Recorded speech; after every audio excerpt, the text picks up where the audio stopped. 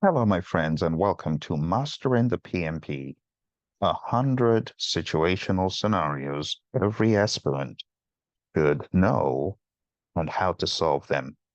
By the time we're done, you will have a very clear idea of potential scenarios you could have on PMP exam. Let's jump straight in. The first 10 scenarios are as follows. You are a project manager on a project that is over budget. What do you do next? Or a key team member resigns. What should you do next? Scope creep is detected.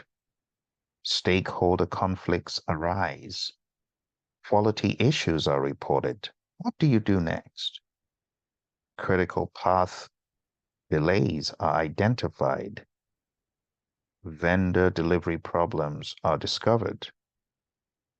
Resource constraints impact the schedule. There's a communication breakdown with stakeholders. Or there are regulatory compliance challenges. I want you to take the next few minutes to think about what you would do in these scenarios.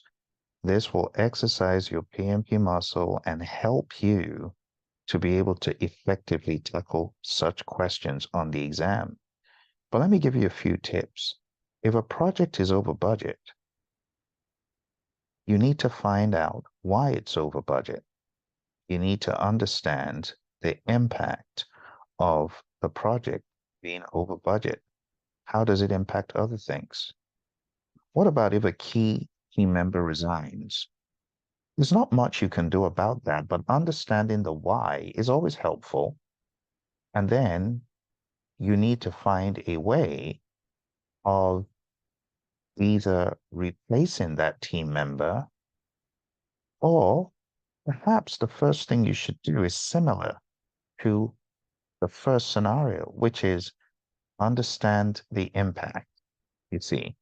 So with all these scenarios, I'm going to be showing you towards the end a one size fits all approach that you should have mentally towards all scenarios, no matter what. The very first thing is always define the problem. So in all of these, you need to ask yourself, what exactly is the problem? Then, if you are unable to properly define a problem, then you got to break it down into smaller pieces. And then work on gathering any data. That data will help you to identify the root cause. So let's go to the next set of questions. Project risks are not properly managed, or change requests flood in. Perhaps they are inadequate risk reserves, low team morale. What do you do in all these situations?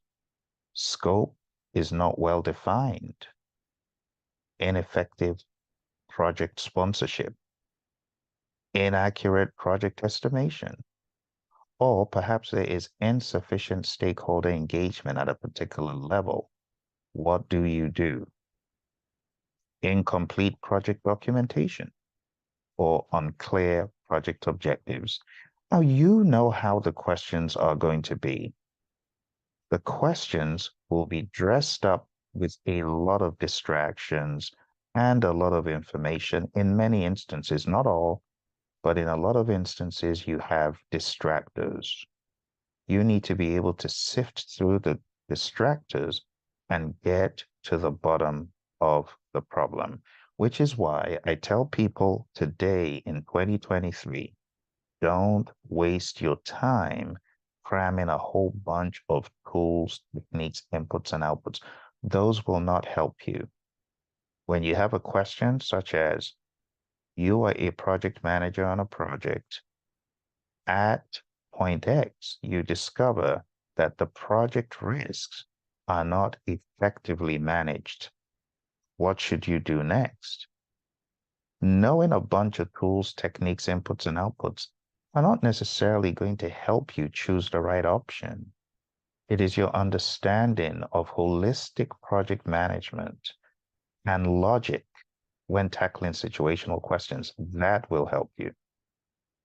Let's move on. Scenarios 21 to 30. Project team lacks necessary skills. Scope statement conflicts with the contract. Project milestones are missed.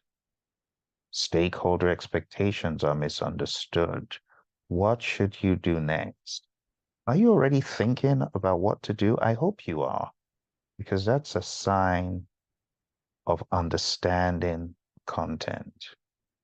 So if a project team lacks necessary skills, don't fire the team. Help, train, coach, mentor.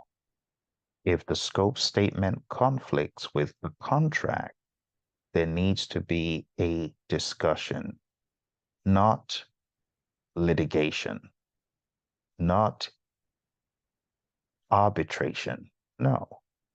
If the scope statement is in conflict with the contract, there needs to be collaboration. Remember, the Agile Manifesto is a great guide, it's a great compass to tell you what the PMI is likely looking for. They're looking for customer collaboration over contract negotiation. Another way of knowing what to do in all these scenarios is look at the 12 principles of project management from the PMI. That is going to help you as well.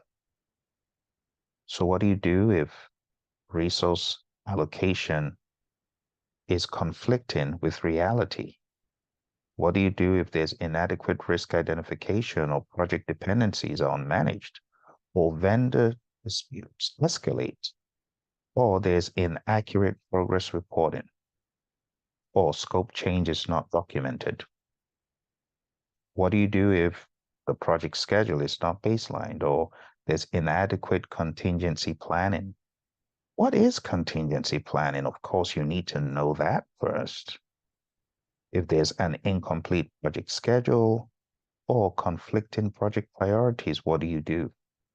Take some time out, my friend, because this is not just going through a rote bunch of potential scenarios. I need you to hit the pause button and I need you to think, what would I do if I got a question about this? If team members are multitasking excessively, what should you do? In your mind, I hope you're thinking about WIP limits, work in progress limits.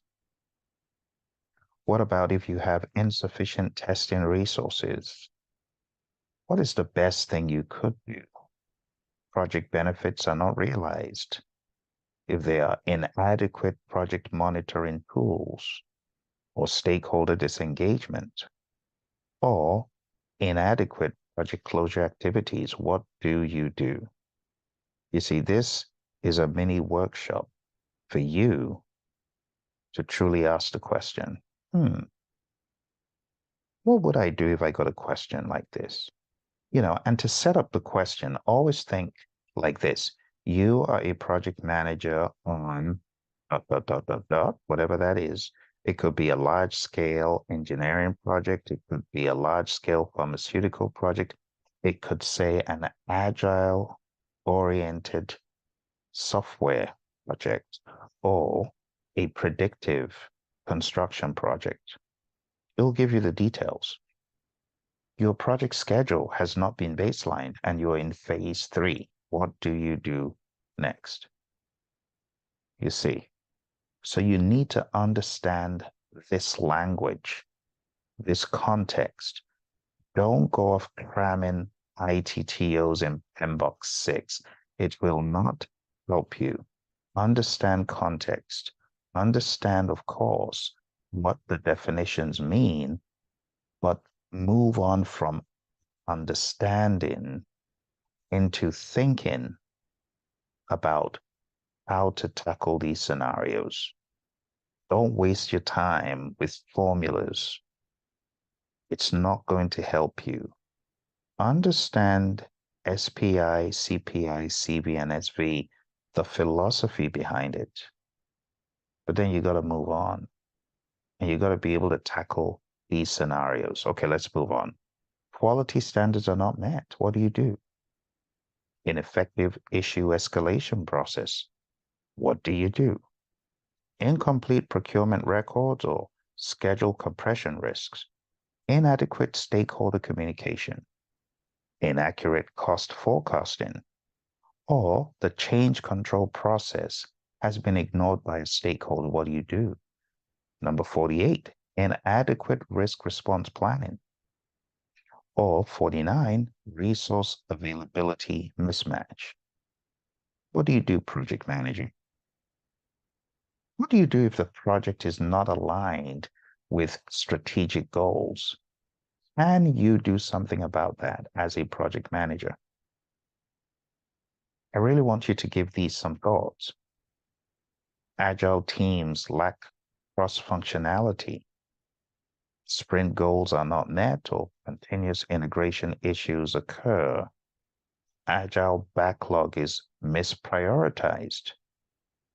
Who should do something about that? Is it you? Or should you bring that to someone else's attention? What about number 55? Stakeholder demands frequent changes, or the agile team overcommits. What do you do? What can you do? Or ask yourself the question, what would have prevented this from happening? How would you have prevented the agile team from overcommitting? Or how would you have prevented inadequate agile training, or velocity fluctuations, or poor user story definitions? Or if the agile team is not self-organizing, what should you do? I need you, my friends, to take some time out and digest 51 to 60. When you're done, hit the play button. Are you done? Did you really give these some thought? I want to wager that you didn't. Some of you did, but some of you didn't. Spend some time. It will help. Think about it like this. In the world of Agile, you have the Scrum Master, or servant leader, if you will, or project manager. You have a product owner, and you have developers. Who could take care of these issues best? Sometimes it's going to be the team. Other times it's going to be the product owner. And sometimes it's going to be the Scrum Master. All right, let's move on to 61 to 70. What do you do if Agile retrospectives are unproductive or if there's insufficient customer involvement? What do you do if there are Agile estimation inaccuracies? Could that be as a result of poor capacity planning? Could that be as a result of ignorance when it comes to velocity and its use in Agile? Could it be as a result of lack of understanding of the cone of uncertainty? What about 64? Agile ceremonies are not followed, or there's product backlog mismanagement. What do you do if the Agile team is experiencing conflicts, or if there's ineffective sprint planning? What about scope creep? Is that possible in an Agile scenario? What do we mean by scope creep in Agile? And who should nip that in the bud? Who should? What about if the Agile team lacks empowerment or if there's resistance to Agile adoption in a business unit or in an entire firm or on a team? What do you do?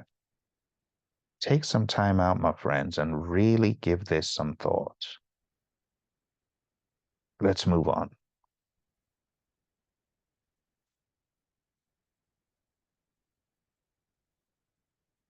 '71 to '80. What do you do as a project manager, servant leader, team lead, whatever you want to call the role, if there's incomplete agile acceptance criteria? Where should the acceptance criteria be? What is the difference between acceptance criteria and definition of done? And the difference between definition of done and definition of ready? Think about that. What about if there's agile team burnout or inadequate agile metrics? What about if agile impediments are not addressed? Whose job is that? What about if the agile team lacks focus? Or if the project lacks a clear vision? Who's accountable for that? Or insufficient project funding, or number 78, the project lacks a dedicated project manager. What should be done? What about inadequate project tools and technology, or the project lacks stakeholder buy-in? What do you do? 81. The agile team lacks a scrum master or product owner or a clear definition of done. Where should the definition of done be?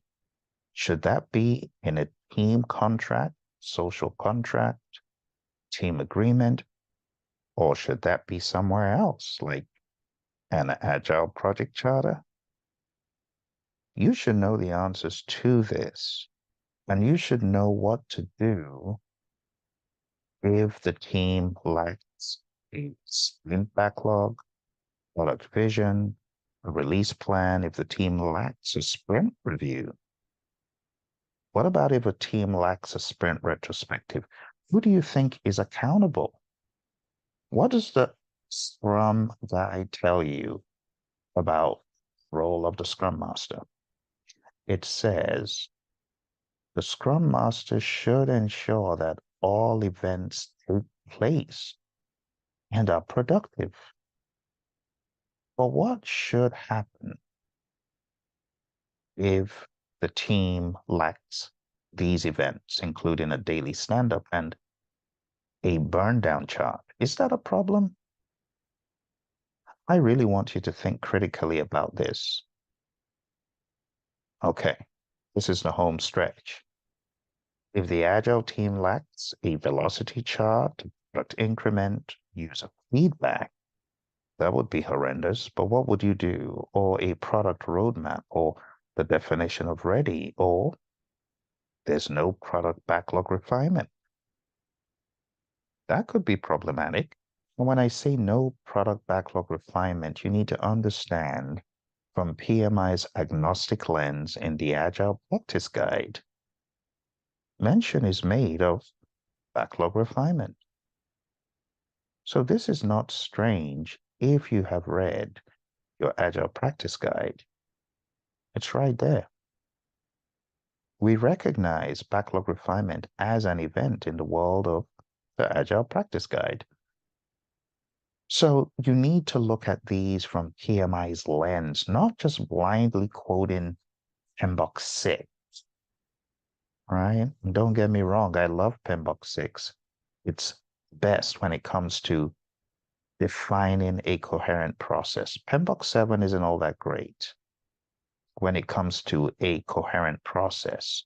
PMBOK 7 is great with the principles and an agnostic view, but when it comes to process, it's not that great. However, focus on the exam is again not rote PMBOK 6 process. So while PMBOK 6 adds a lot of value, mindless cramming isn't going to help you. What about if the Agile team lacks a product demo? In other words, sprint review?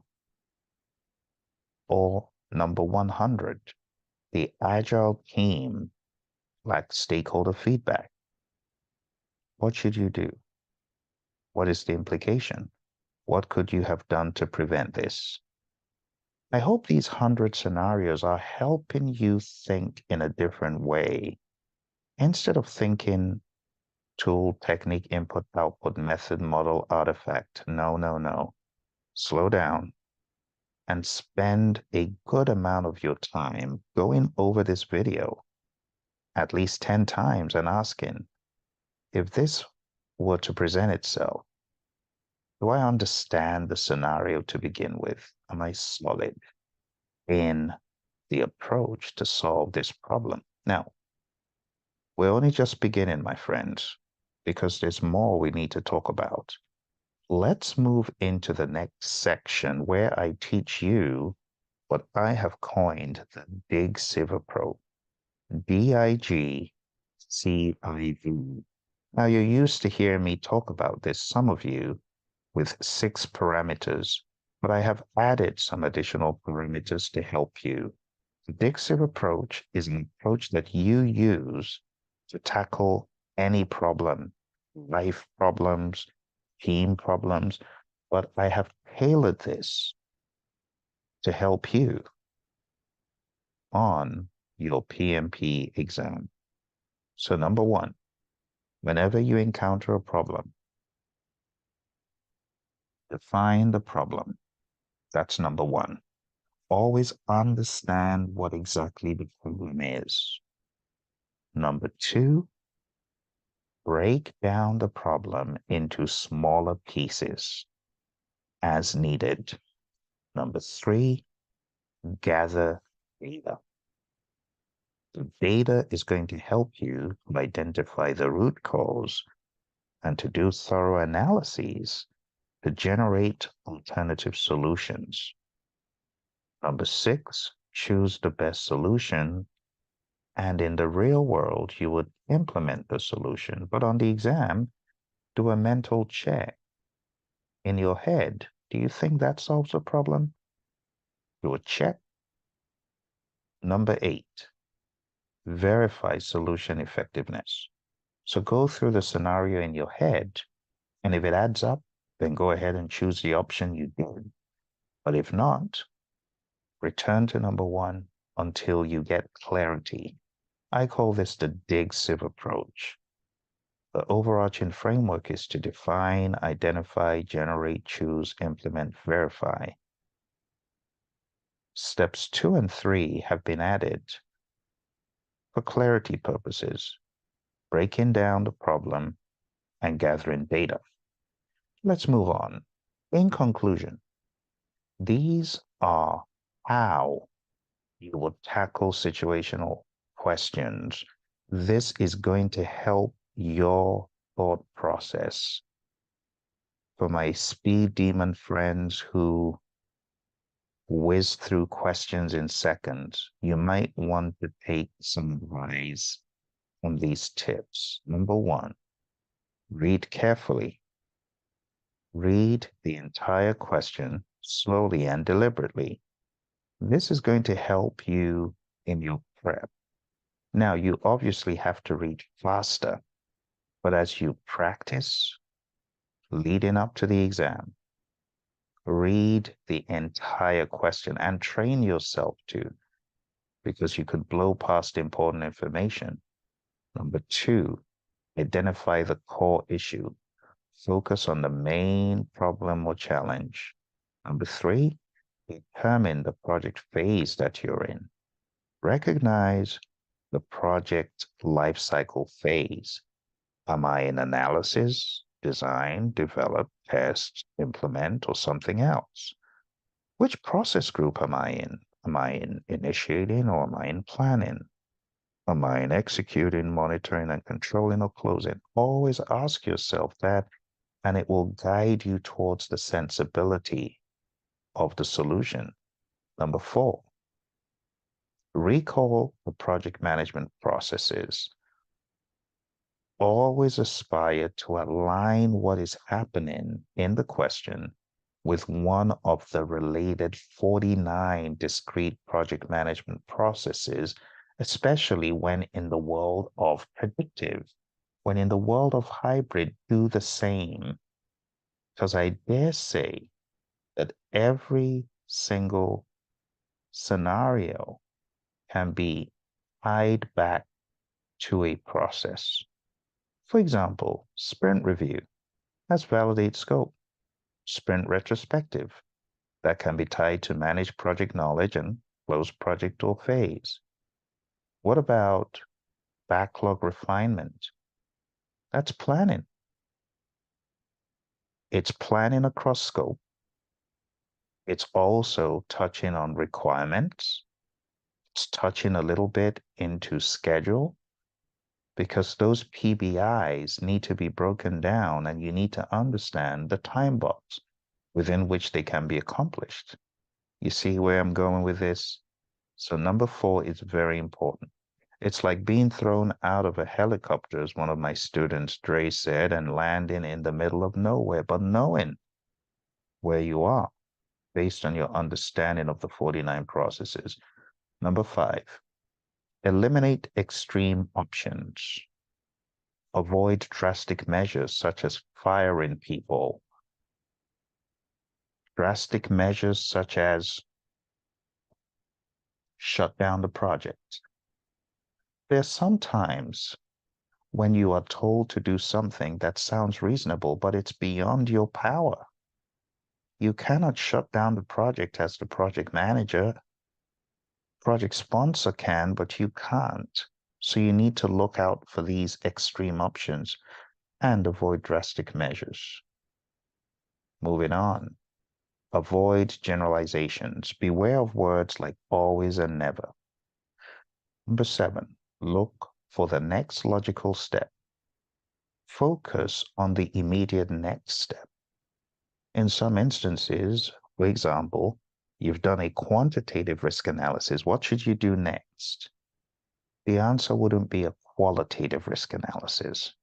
That should have come before. So you need to understand the sequence of things. Number 8, beware of distractions in options. There will always be red herrings and distractions. Keep focused and align with the core issue. Number 9, trust PMBOK guide principles.